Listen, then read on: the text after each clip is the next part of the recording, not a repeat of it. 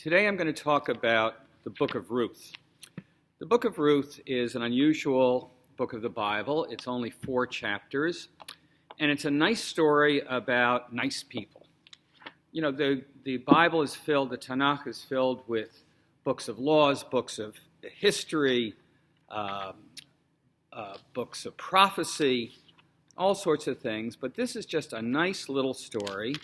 And the question is, that I want you to ask yourself as I'm talking, is why is this in the Bible? And I think I'm going to try to get to that punchline at the end.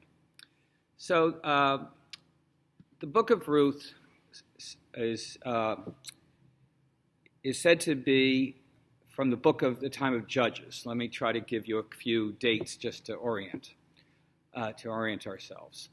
The Exodus from Egypt probably happened in the year 1250 BCE, something like that. They came to Israel, and there was the period of the Judges. We're talking about something like 1100, someplace around there. And so this book is a story that at least supposedly happened during those times. This is before there was a king. That's before there was a monarchy. There were 12 tribes. And each of the tribes sort of did what it wanted to by itself, and sometimes they joined together in alliances against the bad guys, and sometimes they didn't. And the story is told that there was a famine in the land, and the people lived in a town that you may have heard of. It's the town of Bethlehem. The reason you've heard of it has something to do with the punchline that we're going to get to at the end. So there's a family, and the father's name is Elimelech, and the mother's name is Naomi, and there are 2 sons named Machlon and Kilion, and we see those names, and if we know a little bit of Hebrew, we're already suspicious about something. There's something strange, because Machlon means something like sickness, and Kilion means something like consumption or extinction. And I promise you that no parents in the history of the world ever gave their kids names like sickness or consumption or extinction. Every name, if you think about it, is some adjective like strong or son of my right hand or beautiful or gracious. You don't name a kid sickness. So we're already thinking there's something going on here in this book, but we haven't the faintest idea what.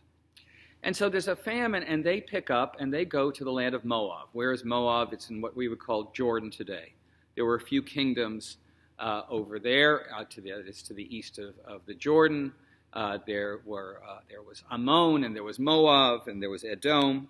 And one of those countries was Moab. So they leave from Bethlehem in Judah, and they go east to get away from the famine. And we're already sort of asking, well, is that okay? Is it all right to leave your countrymen and your kinspeople to go to another country? But we're just popping up questions. So they go to this place called Moab, this other country, and there Elimelech dies. That is, the father dies, and we're wondering, well, does he die at a relatively young age because they did leave their, did leave their hometown, they did leave their country, that they went to another country? We're just asking questions. And the 2 sons, Machlon and Kilion, these young men with these unpropitious names, if that's a word, marry 2 Moabite women, and one of their names is Orpah, and the other one is Ruth. And Orpah may sound familiar to you, those of you who know something about modern culture. Orpah probably sounds like Oprah, right? Well, the people in Oprah Winfrey's family wanted to give her a biblical name, and somebody just mixed up a couple of letters, so she came up with the name Orpah, and it really was supposed to be, Oprah. Her name was supposed to be Orpah, but that's okay. She's a fantastic woman who's done a lot of good. So they married these 2 Moabite women, and they lived there about 10 years, and then these 2 sons with these terrible names die. So there was a family of 4. Elimelech, the father, has died. The mother, Naomi, is still alive, but the 2 sons are now dead. And now we've got these 3 women living in a patriarchal society, in a society that's male-dominated. We have Naomi, and we have these 2 daughters-in-law, I should say, Orpah and Ruth. And how are they going to support themselves in this male-dominated society? So here's an obscure law that you have to understand in order to understand this story. It's called levirate marriage. Levirate marriage means that if I'm married and I pass away and my wife, we have not had any children, that my wife should marry my brother. We have a Hebrew word for this. It's called yach.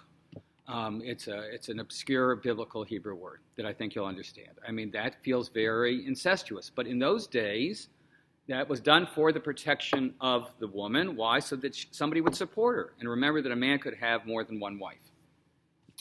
So Naomi says to these girls, look, I don't have any other sons that can marry you.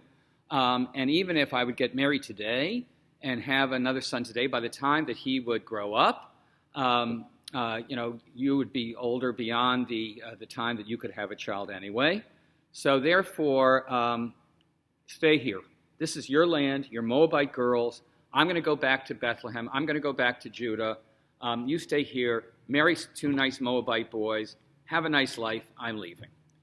Now, these people love each other. These are nice people. Naomi's a nice woman, and Orpah and Ruth are nice girls, and they love their mother-in-law. And they are all in grief. Each one of them has lost a husband. This family is bereft, so they are crying, and they don't want Naomi to leave, and they want to be with her. And the two of them set out on the journey to go back from Moab to Bethlehem. And Naomi says to them, listen, I'm telling you again, stay here, marry nice Moabite guys, and have a nice life. And so, don't do this. I can't really help you. And I'm going to read a little bit. They broke into weeping again, and Orpah kissed her mother-in-law farewell, but Ruth clung to her. So she said, so that is, Naomi said, see, your sister-in-law has returned to her people and her gods. Go follow your sister-in-law. In other words, please, I can't do anything for you. I love you. You're great. You're loyal. Go back to Moab like Orpah did. But Ruth said, in one of the most memorable passages in the whole Bible, maybe anywhere, but Ruth replied, do not urge me to leave you to turn back and not follow you. For wherever you go, I will go. Wherever you lodge, I will lodge. Your people shall be my people, and your God my God. Where you die, I will die, and there I will be buried. I mean, think about this. Naomi's got nothing to give her. They're going to be going back to Bethlehem, which is a foreign country for Ruth. She's giving up everything, her own family, everything she's ever known, to go with her mother-in-law. You know all the mother-in-law jokes that I do. You know that it's an inherently difficult situation between a mother-in-law and daughter-in-law. And look at this girl and what she's doing. And she gives this beautiful speech that, I will never be parted from you. I mean, if that's not love, I don't know what love is. If that's not loyalty, I don't know what loyalty is. So they go back to Bethlehem, but like Naomi said, they've got nothing. And Naomi, whose name means like Na'am, Noam means pleasantness or sweetness or something like that. And so she says, don't call me Naomi, call me Mara, which means bitterness, like the waters of Mara, the bitter waters. Look at my life. She is all the way down in the pit, as far down as a person can go. She's lost her husband, she's lost her two sons, and she's poor, and so she comes back to Bethlehem, and she's got nothing. And we learn that this is the beginning of the barley harvest. So that's chapter 1. The whole book is 4 chapters. That's chapter 1. Here's chapter 2. We're introduced to a guy named Boaz. Boaz is a wealthy man who owns fields, and he is a kinsman of Elimelech, that is, of this family. He is some kind of cousin or something like that. And Naomi says, look, we need food. We're starving. Our kinsman Boaz has these fields. Ruth, why don't you go? Remember that Ruth is a lot younger. Go and pick up some wheat. And I'm sure that Boaz, when he hears about you and knows what you did for me and everything like that, he'll be very nice to you. And he'll give you a lot of food, and you'll bring back the food. Naomi's got something else on her mind. Remember that levirate marriage thing. Remember that she's thinking, you know what? I may not have any other sons, but this guy Boaz, this cousin, he's a kinsman. Maybe under these laws of this levirate marriage, he'll marry Ruth. As far as we can tell, and we don't know for sure, he seems to be a bachelor. There is a hint of it someplace in here. And so, we picture sort of an older, rich bachelor, and not a bad thought for these two poor women. And Boaz sees Ruth, and he says to her, I've heard about you, and this is an incredible story. And he says to her, I have been told of all that you did for your mother-in-law after the death of your husband, how you left your father and mother in the land of your birth and came to a people you had not known before. May the Lord reward your deeds. May you have a full recompense from the Lord, the God of Israel, under whose wings you have sought refuge. So he says, look, God bless you, girl. Who is not taken with this story of how you left your own people and came here? You're great. We all love you. We respect you. And, take whatever food you'd like. And he tells his workers, make sure that she gets, the best that we have. And she goes home to Naomi, and Naomi says, oh, this is really good. Blessed be he of the Lord who has not failed in his kindness to the living and the dead. And she says, this man is related to us. He's one of our redeeming kinsmen. And so they're starting to think about, maybe this could work out. Maybe Ruth is going to find a husband after all. I had a teacher at the seminary. His name was Dr. Robert Gordis. I was very close to him. And he had a theory about this part of the Bible, that these writings were all wisdom literature, and that wisdom literature is books like Psalms and Proverbs and Job, trying to find the wisdom in life. And so he was propounding this theory one day in class that every book of the writings in this section of the Bible is wisdom literature. So, young Skolnick who raises a hand and says, Dr. Gordis, I understand what you're saying about Proverbs or Job, but how is the book of Ruth a book of wisdom? And he thinks about it for a minute. It's a story, it's a wisdom tale of how to get a husband. And he was not kidding. I was always very charmed by that, and I still am.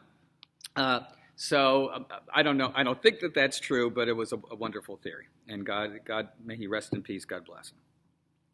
So now the rest of the story is getting Ruth married to Boaz.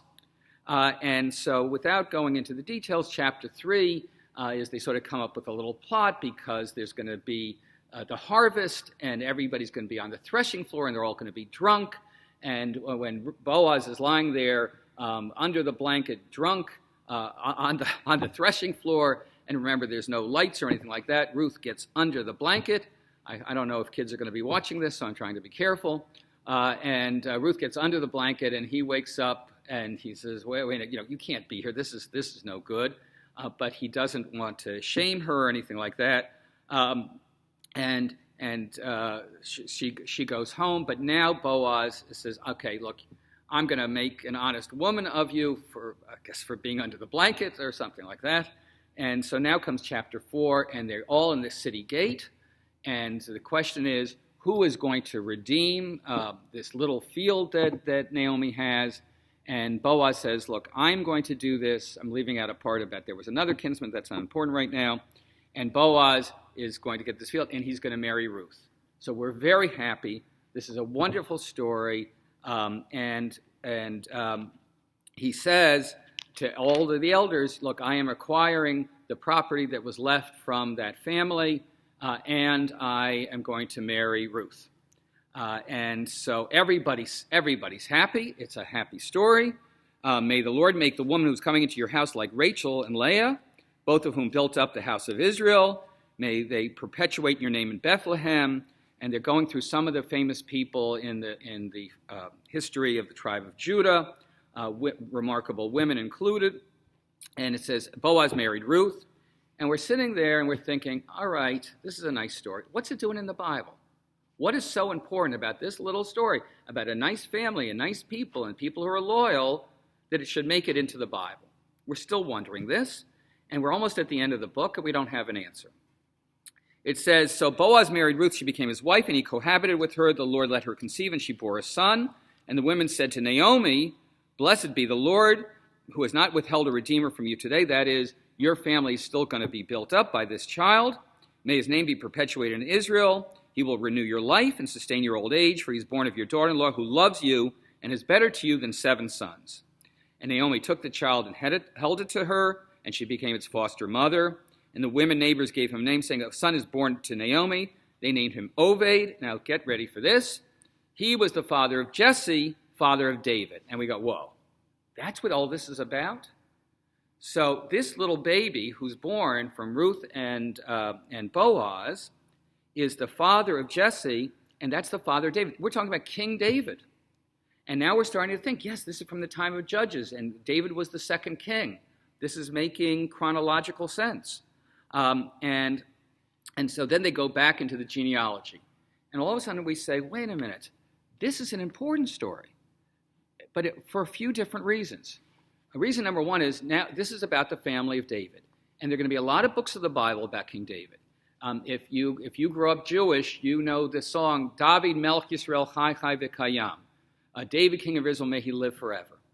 What is that really about? I think it's really about the coming of the Messiah. If you're Jewish or you're Christian, you know that King David is the ancestor of the Messiah. When the Messiah comes, he or she will be a descendant of King David. For Christians, the very first chapter of the Christian scriptures, what they call the New Testament, chapter 1 of the book of Matthew, starts out not with the birth of Jesus, but with the genealogy taking you from David to Jesus. Now, in order to say, before the baby's even born, he could have been the Messiah because he was a descendant of King David. So we're talking about, maybe the most important genealogical line in Western civilization in a certain way. And so the Book of Ruth, this little story about these nice people and this family that went through so much, and look at how it winds up.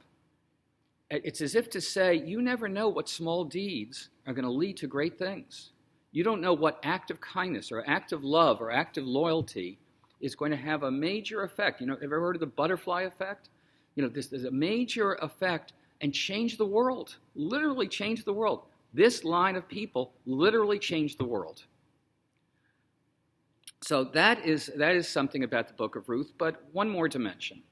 Think about the fact that Ruth was a Moabitess. And she says, in that beautiful passage that I read for you, right, where you go, I will go, your people will be my people, your God will be my God. She becomes, in Jewish tradition, the model person who converts to Judaism. And look at how she did it. She did it out of love. She did it out of family loyalty. It's a fantastic thing. And to this day, when we take somebody to the mikveh, we will read that passage because Ruth becomes the model. But it's also a story about inclusiveness. That is, because the community accepted Ruth, the Moabitess, this non-Jewish girl who became Jewish, look at what happened. Look at what happened when you include, when you go like this, which is what I keep doing. When you go like this, look at what can happen to the Jewish people. The tribe of Judah, I once wrote an article about this, was really the most heterogeneous tribe. That is, there were Edomites, and there were Kenites, and there were Kenizzites, and that tribe of Judah included a lot of people from the outside, not just ethnic Israelites. And guess what? The tribe of Judah was the one that survived. All those other tribes became the 10 lost tribes. And that's why our religion is called Judaism, because we are all descendants, unless you're a Kohen or a Levi, we're all descendants of Judah.